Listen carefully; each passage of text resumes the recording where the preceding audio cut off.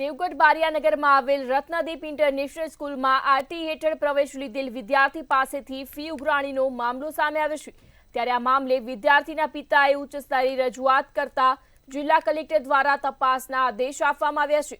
RT હેઠળ પ્રવેશ લીધેલા વિદ્યાર્થીની શૈક્ષણિક ફી સરકાર દ્વારા ચૂકવવામાં આવે છે। ત્યારે નગરમાં ચાલતી આ ખાનગી શાળા સિવાય અન્ય પણ કેટલીક ખાનગી શાળાઓમાં આરટી હેઠળ ફી વસૂલાતી હોય તેવું પણ ચર્ચાઈ રહ્યું છે। આ સાથે જ ખરેખર આરટી હેઠળ પ્રવેશ લેનાર વિદ્યાર્થીઓને અન્ય ફી ચૂકવવાની હોય છે કે કેમ તે હવે જોવાનું રહ્યું। એમના પિતા દ્વારા અરજી કરવામાં આવી છે તો હું એમના દીકરાનું ફ્યુચરને લઈને કારણ કે મારું વિઝન એવું છે કે હું સારામાં સારું શિક્ષણ આપું અને એ દીકરો 1 થી 6 ધોરણ સુધી ભણ્યો છે અહીંયા અને આ જે ફીસ જે બાકી છે જે ચાર્જિસ 1 થી 6 વર્ષના બાકી એના પરથી અનુમાન લગાવી શકો છો કે અમે સ્કૂલે કેટલું કોઓપરેટ કર્યું છે કે ભાઈ છોકરાનું ભવિષ્ય ના બગડે। અને હાલ પણ અમે 7મા ધોરણમાં પણ એમને છેલ્લે ટીપીઓ સાહેબે પણ ફોન કરીને કીધું કે ભણવા મોકલો, સ્કૂલ તો ક્યાં ના પડે કે નહીં મોકલવું, પણ જે ચાર્જિસ છે એના થોડા ઘણા પૈસા આટલા ટાઈમથી બાકી છે તો તમે એની થોડી કરીને ભરપાઈ કરો।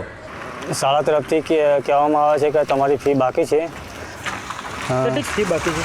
86,000 રૂપિયા। પ્રિન્સિપાલ મેડમ દ્વારા કહેવામાં આવ્યું કે ફી ભરો પછી છોકરાને શાળામાં મોકલો। ટ્રસ્ટી દ્વારા ધર્મેશભાઈ કલાલ દ્વારા પણ કહેવામાં આવ્યું કે છોકરાની ફી બાકી છે, ફી ભરો પછી છોકરાને શાળામાં મોકલો। જે છોકરાના ખાતામાં 3,000 રૂપિયા આવે છે એ પણ આ લોકો માંગે છે કે એ પૈસા આવે તે અમને આપી દેવાના તમારે।